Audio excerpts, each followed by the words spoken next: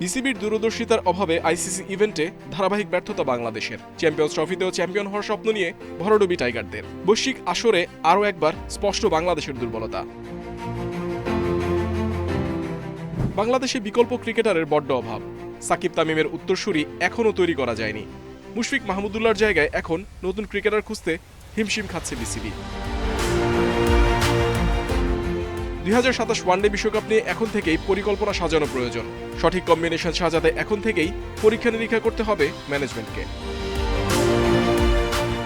পরবর্তী বিশ্বকাপে সাফল্য পেতে চিন্তাভাবনায় নতুনত্ব আনার প্রয়োজন দেখছেন সাবেক অধিনায়ক হাবিবুল বাশার।